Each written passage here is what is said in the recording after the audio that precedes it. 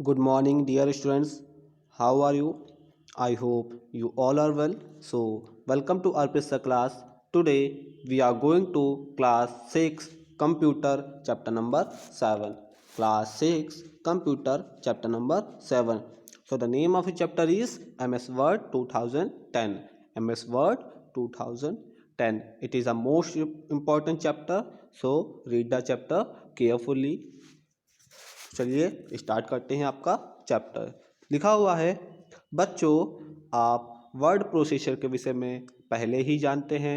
Word processor एक विशेष software है जिसका निर्माण टेक्स्ट की प्रविष्टि, संपादन, फॉर्मेटिंग तथा प्रिंट करने के लिए किया गया है। एमएस वर्ड सबसे लोकप्रिय वर्ड प्रोसेसर है जिसका आजकल प्रयोग किया जाता है। आइए एमएस वर्ड 2010 का अध्ययन करते हैं। तो एमएस वर्ड के अंदर कि आप क्या क्या कर सकते हैं, एडिटिंग कर सकते हैं, फॉर्मेटिंग कर सकते हैं या कोई भी चीज़ रिटर्न भी कर सकते हैं, यानी स्टोरी टाइप्स उसमें कोई भी कई सारे फॉन्ट लगा सकते हैं। एमएस वर्ड सबसे अच्छा चैप्टर है, एमएस वर्ड सबसे अच्छा सॉफ्टवेयर है। यानी कि आप यहाँ पर वर्ड आर्ट यानी कि आप जो लिखते हैं उसका भी फॉन्ट चेंज कर सकते हैं, उसके डिज़ाइन भी चेंज आदि कर सकते हैं। तो चलिए स्टार्ट करते हैं एमएस वर्ड 2010 को स्टार्ट करना। To start MS Word 2010। MS Word 2010 को स्टार्ट करने के लिए दिए गए चरणों का अनुसरण करें। नंबर 1, स्टार्ट बटन पर क्लिक करें, ऑल प्रोग्राम पर क्लिक करें, माइक्रोसॉफ्ट ऑफिस पर क्लिक करें, माइक्रोसॉफ्ट 2010 पर क्लिक करें। एमएस वर्ड 2010 की यह स्क्रीन प्रकट होती है।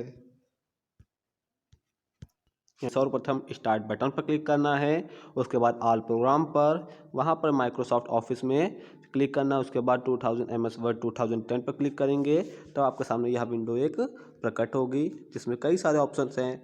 File tab, ruler, cursor, document area, quick access tool bar, title bar, ribbon, tabs, minimize button, maximize button और क्लोज बटन।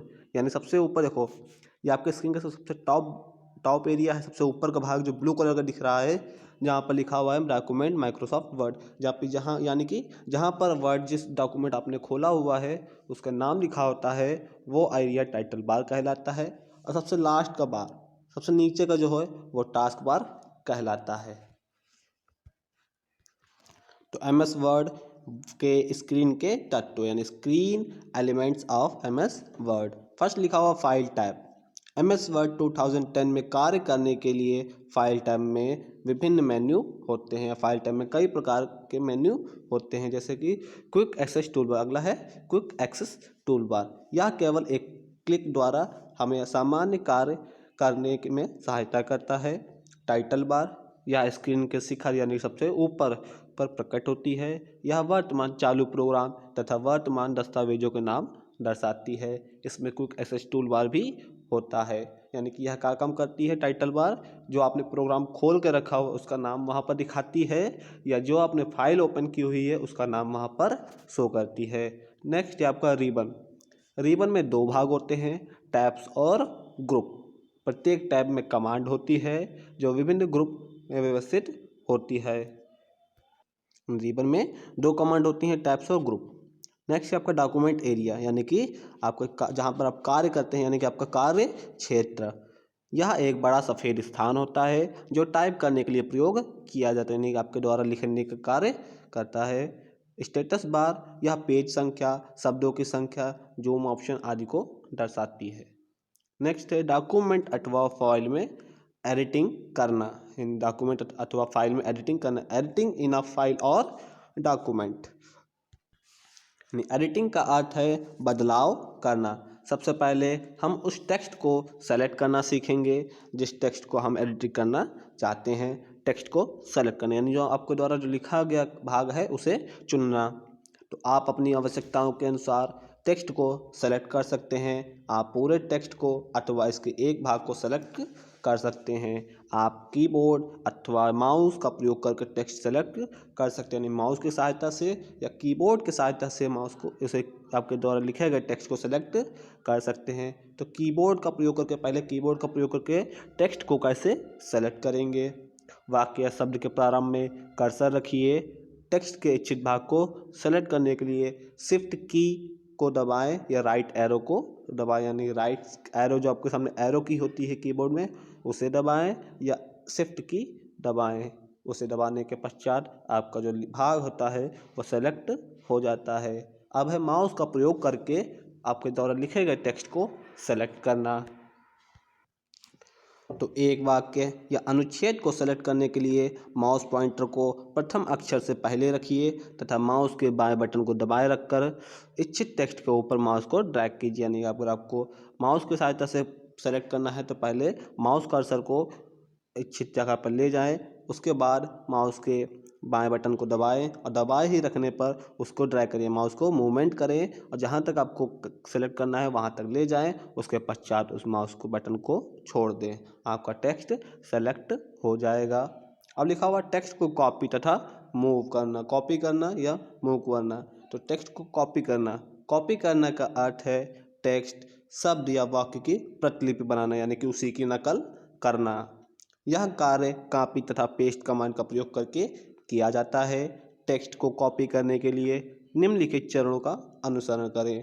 नंबर 1, जिस टेक्स्ट को आप कॉपी करना चाहते हैं तो सर्वप्रथम उसे सेलेक्ट कीजिए, होम टैब पर क्लिक कीजिए तथा फ्लिपकार्ट ग्रुप में कॉपी बटन पर क्लिक कीजिए। जहां आप टेक्स्ट को पेस्ट करना चाहते हैं वहां कर्सर रखिए, होम टैब पर क्लिक कीजिए तथा पेस्ट ऑप्शन से देखने के लिए क्लिपबोर्ड ग्रुप में पेस्ट बटन के अंतर्गत डाउन एरो पर क्लिक कीजिए। यानी कि पहले तो इसके और टाइप से हम कॉपी कर सकते हैं। जिस प्रकार आप पहले कॉपी करने के लिए आपको पहले लिखे हुए भाग को चुनना होगा। सेलेक्ट करने के पश्चात आप कीबोर्ड से में स्थित कंट्रोल-C बटन दबाकर उसे कॉपी कर सकते हैं। कॉपी करने के पश्चात उसे जहाँ पर भी पेस्ट करना है वहाँ पर अपने कर्सर को ले जाइए, फिर कंट्रोल-V का यूज़ करके उसे पेस्ट कर सकते हैं। अब लिखा हुआ टेक्स्ट को मूव करने का अर्थ है टेक्स्ट को एक स्थान से दूसरे स्थान पर स्थानांतरित करना, यानी कि एक स्थान से दूसरी जगह पर ले जाना। कट तथा पेस्ट कमांड का प्रयोग करके टेक्स्ट को मूव किया जाता है। टेक्स्ट को मूव करने के लिए दिए गए चरणों का पालन करें। तो नंबर 1, जिस टेक्स्ट को आप मूव करना चाहते हैं पहले उसे सेलेक्ट करें, होम टैब पर क्लिक कीजिए, क्लिपबोर्ड ग्रुप में कट ऑप्शन पर क्लिक कीजिए, कर्सर को उस स्थान पर ले जाइए जहां आप अपने टेक्स्ट को पेस्ट करना चाहते हैं। क्लिपबोर्ड ग्रुप से पेस्ट ऑप्शन पर क्लिक कीजिए। सर्वप्रथम उस टेक्स्ट को सिलेक्ट कीजिए, फिर होम टैब पर क्लिक कीजिए, क्लिप ग्रुप और कट ऑप्शन पर यानी कि कंट्रोल-X भी इसकी सहायता से कर सकते हैं आप, CTRL-X का यूज़ करके उसे कट भी कर सकते हैं। फिर उस स्थान पर ले जाइए जहाँ पर उसे पेस्ट करना है, वहाँ पर ले जाकर क्लिपबोर्ड ग्रुप से पेस्ट ऑप्शन पर क्लिक कर दीजिए या कंट्रोल-V ऑप्शन का प्रयोग करके उसे पेस्ट कर दीजिए। एक डॉक्यूमेंट को फॉर्मेट करना यानी कि उसे बदलना। तो टेक्स्ट के रूप में बदलाव करना फॉर्मेटिंग कहलाता है। फॉर्मेटिंग आपके टेक्स्ट को दिखने में अधिक आकर्षक या व्यावसायिक बनाता है, यानी कि आपके द्वारा लिखे गए भाग को आकर्षक बनाता है और आपको अपने डॉक्यूमेंट के महत्वपूर्ण भागों को उजागर करने में सहायता करता है। हम अपने डॉक्यूमेंट को होम टैब में फॉन्ट ग्रुप तथा पैराग्राफ ग्रुप का प्रयोग करके फॉर्मेट कर सकते हैं, यानी होम ग्रुप तथा पैराग्राफ ग्रुप का फॉन्ट या प्रयोग करके उसमें फॉर्मेट यानी उसका बदलाव कर सकते हैं। फर्स्ट लिखा हुआ फॉन्ट ग्रुप का प्रयोग करके बदलाव करना। फॉन्ट ग्रुप में कमांडों को देखिए, इनका प्रयोग आप डॉक्यूमेंट में टेक्स्ट को फॉर्मेट करने के लिए किया जाता है। आपके सामने कई सारे ऑप्शन हैं फॉन्ट ग्रुप का लिखा हुआ है, जिसमें है ये पहला ऑप्शन है जिसमें लिखा कैलिब्री बॉडी। ये आपका है आपके फॉन्ट यानी कि आपका जो टाइप करते हैं इंग्लिश पे वो है, उसका आकार छोटा या बड़ा कर सकते हैं। वो लिखा हुआ 14 या 15 या 14 से लेकर उसका फॉन्ट में बड़ा या छोटा करना, वही काम ये ए और स्मॉल ए भी करता है। नीचे उसके लिखा हुआ बोल्ड यानी BIU यानी बोल्ड, इटैलिक और अंडरलाइन। बोल्ड का मतलब है उसे गाढ़ा करना है, उभरा हुआ दिखाना। इटैलिक का अर्थ है उसे तिरछा करके दिखाना। अंडरलाइन या लिखे हुए भाग के नीचे अंडरलाइन या लाइन खींचना। और उसका वही आप लिखे हुए भाग को कलर भी कर सकते हैं, जो कि ये कलर ऑप्शन की मदद से आप उसे अपने द्वारा लिखे गए भाग को यानी कि आपके द्वारा लिखे गए टेक्स्ट को कलर भी कर सकते हैं। अब लिखा हुआ टेक्स्ट को बोल्ड, इटैलिक तथा रेखांकित करना, जो कि अभी हम बता चुके हैं। तो बोल्ड का अर्थ है मोटा छपा टेक्स्ट यानी उभरा हुआ टेक्स्ट। इटैलिक का अर्थ है तिरछा। अंडरलाइन का अर्थ है रेखांकित। टेक्स्ट को बोल्ड, इटैलिक या अंडरलाइन करने के लिए इन चरणों का अनुसरण करें। टेक्स्ट को सेलेक्ट करें, होम टैब पर क्लिक करें। बोल्ड के लिए बी, इटैलिक के लिए आई या अंडरलाइन के लिए यू पर अपनी पसंद के अनुसार फॉन्ट ग्रुप में क्लिक करें। यानी कि अगर आप इन तीनों का प्रयोग करना चाहते हैं तो पहले आपके द्वारा लिखे गए टेक्स्ट को सेलेक्ट करें, फिर वहाँ पर ऊपर लिखे हुए बी पर सेलेक्ट करके उसे बोल्ड कर सकते हैं या कीबोर्ड में स्थित कंट्रोल बी की सहायता से उसे बोल्ड कर सकते हैं। तिरछा करने यानी इटैलिक करने के लिए उस पर ऊपर लिखे आई पर क्लिक कर सकते हैं या कीबोर्ड में स्थित कंट्रोल आई का उपयोग कर सकते हैं। सेम उसी प्रकार अंडरलाइन करने के लिए ऊपर लिखे यू का प्रयोग कर सकते हैं या कीबोर्ड में स्थित कंट्रोल यू का प्रयोग कर सकते हैं। फॉन्ट का प्रकार बदलना। फॉन्ट डॉक्यूमेंट को लिखने की एक शैली है। विभिन्न डॉक्यूमेंट के लिए विभिन्न फॉन्ट प्रयोग किए जाते हैं। उदाहरण के लिए एरियल एक ऐसा फॉन्ट है जो सामान्य पुस्तकों के लिए सबसे उपयुक्त है। टाइम्स न्यू रोमन फॉन्ट औपचारिक रिपोर्ट्स में अच्छा दिखता है। फॉन्ट को प्रकार बदलने के लिए इन चरणों का अनुसरण करें। यानी आपके सामने प्रकार यानी उसकी भाषा को चेंज करना, वो आप अपनी इच्छा अनुसार कई प्रकार की भाषा को लगा सकते हैं जो आप जानते हैं। नहीं लिखा टेक्स्ट को पहले उसे कैसे चेंज करेंगे यानी हाउ टू चेंज, तो चलिए पढ़ते हैं। टेक्स्ट को सेलेक्ट कीजिए, होम टैब पर क्लिक कीजिए, फॉन्ट ग्रुप में ड्रॉप डाउन लिस्ट बॉक्स में रो आगे स्थित ड्रॉप डाउन एरो पर क्लिक कीजिए। उस फॉन्ट पर क्लिक कीजिए जिसका आप प्रयोग करना चाहते हैं। आप और अधिक फॉन्टों को देखने के लिए स्क्रॉल बार का प्रयोग कर सकते हैं। वर्तमान में सबसे अधिक प्रयोग किए जाने वाले फॉन्ट शिखर पर प्रदर्शित होते हैं तथा अन्य फॉन्ट वर्णमाला क्रमबद्ध की सूची में होते हैं। यानी कि आप अपनी इच्छा अनुसार किसी भी फॉन्ट का चयन कर सकते हैं। जो सबसे ज़्यादा यूज़ होते हैं वो ऊपर होते हैं और शेष बचे हुए भाग नीचे होते हैं यानी अल्फ़ाबेट क्रम में लगे होते हैं, जिन्हें आप स्क्रॉल बार की सहायता से देख सकते हैं। नेक्स्ट है फॉन्ट का आकार बदलना। तो फॉन्ट का आकार बढ़ाने या घटाने के लिए इन चरणों का अनुसरण करें। तो टेक्स्ट को सेलेक्ट कीजिए, होम टैब पर क्लिक कीजिए, डाउन एरो पर क्लिक कीजिए या फॉन्ट का font size drop down list box से आगे स्थित होता है। फॉन्ट के इच्छित आकार पर क्लिक कीजिए। बड़ा फॉन्ट आकार चुनने पर टेक्स्ट का आकार बड़ा हो जाएगा, जो कि अभी हम बता चुके थे। यानी फॉन्ट का आकार ए, कैपिटल ए जहाँ पर बना हुआ था और यहाँ पर स्मॉल ए, उसकी सहायता से हम फॉन्ट का आकार बड़ा या छोटा कर सकते हैं। अब लिखा हो फॉन्ट का रंग बदलना, ये भी उसी के स्थान पर था, बताया था। आपके द्वारा लिखे गए भाग को कलर भी हम चेंज कर सकते हैं। तो चलिए इसमें से पढ़ लेते हैं किस प्रकार चेंज करते हैं। तो आप टेक्स्ट पर विभिन्न रंग लागू या अप्लाई कर सकते हैं। टेक्स्ट को रंगीन बनाने के लिए इन चरणों का पालन करें।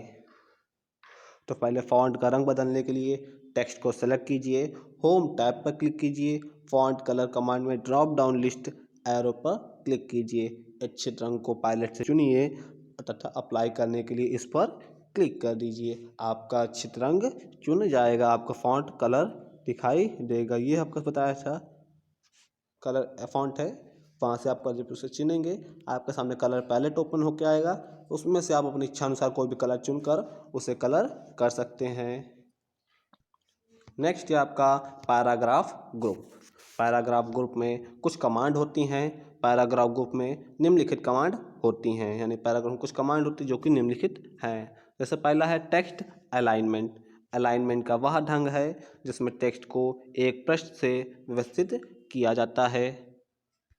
तो आप टेक्स्ट को विभिन्न प्रकार से अलाइन कर सकते हैं या करके अपने टेक्स्ट की प्रस्तुति वृद्धि कर सकते हैं। माइक्रोसॉफ्ट वर्ड आपको निम्नलिखित प्रकार से विकल्प देता है: align text left, centre, align text right और जस्टिफाई। यानी पैराग्राफ ग्रुप है, आपके सामने सब टॉप वेरिएबल दिख रहे होंगे, ये है अलाइन, सेंटर है, जस्टिफाई है, राइट है, लेफ्ट है। इसका प्रयोग करके आपके द्वारा लिखे गए भाग को आप लेफ्ट में, राइट में, बीच में या दोनों तरफ से बराबर कर सकते हैं। ये होता है टेक्स्ट अलाइनमेंट। तो इसका प्रयोग किस प्रकार करते हैं अभी पढ़ते हैं।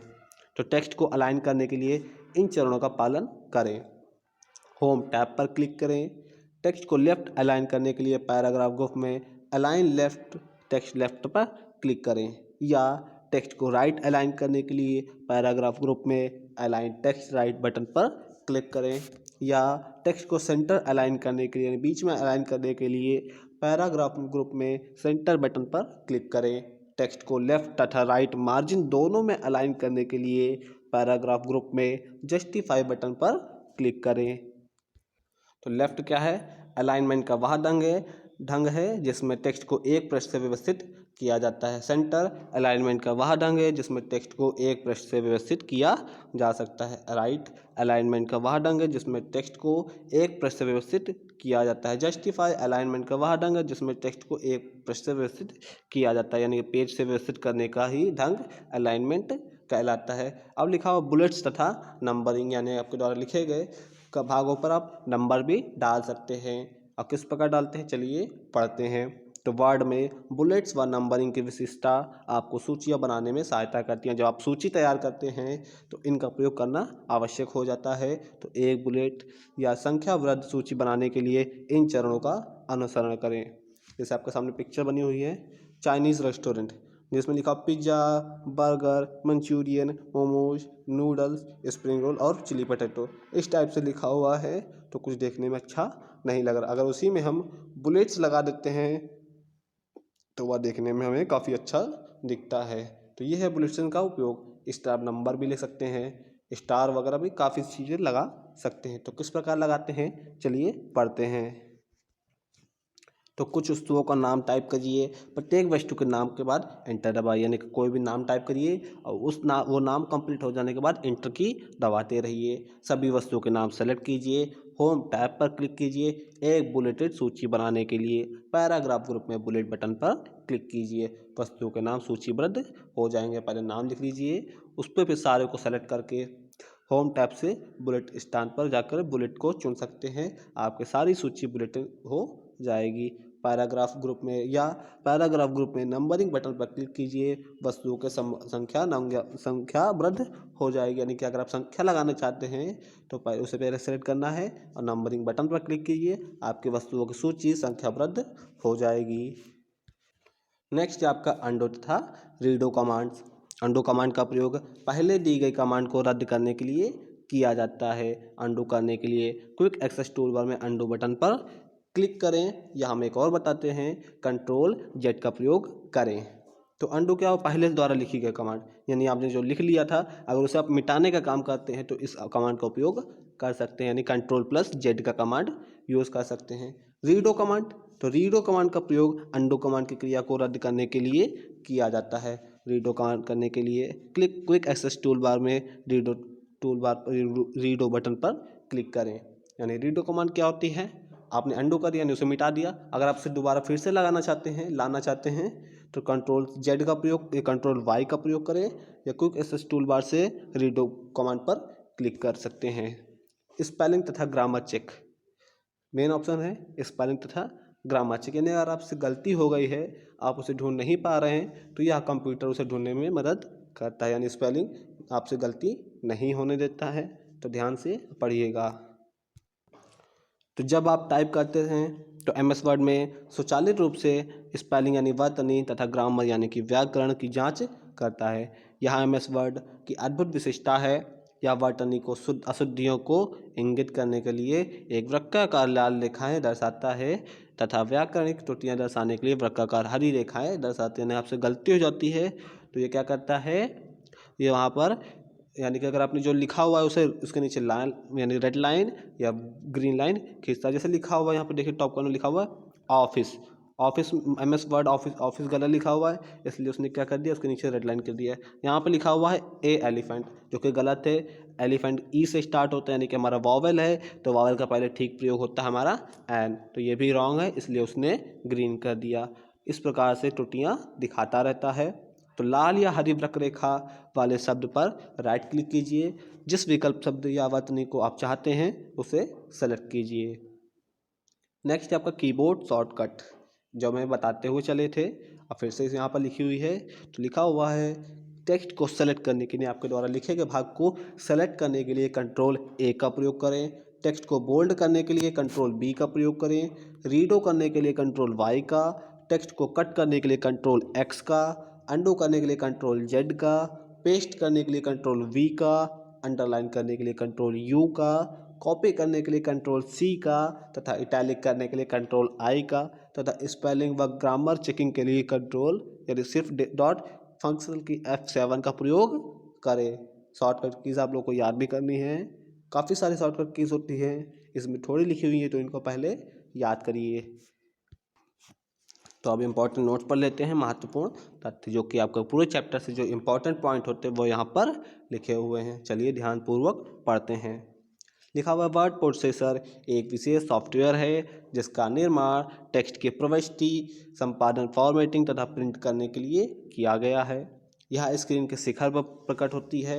यह वर्तमान चालू प्रोग्राम तथा वर्तमान दस्तावेजों को नाम बताते हैं। तो क्या है वो? Title bar. कॉपी करने का अर्थ है टेक्स्ट शब्द या वाक्य की प्रतिलिपि बनाने यानी कि नकल करना। मूव करने का अर्थ है टेक्स्ट को एक स्थान से दूसरे स्थान पर स्थानांतरित करना यानी कि उसका स्थान बदलना। टेक्स्ट के रूप में बदलाव करना फॉर्मेटिंग कहलाता है यानी कि टेक्स्ट को चेंजिंग करना फॉर्मेटिंग कहलाता है। पैराग्राफ में कुछ कमांड होती हैं। अनडू कमांड का प्रयोग पहले दी गई कमांड का रद्द करने के लिए किया जाता है। तो आपका चैप्टर फिनिश होता है। चैप्टर को अगेन दोबारा रिवीजन कर लीजिएगा और उसे अच्छे से पढ़िएगा, क्योंकि पहले ही बताया था ये चैप्टर बहुत ही इम्पोर्टेंट है। So thanks for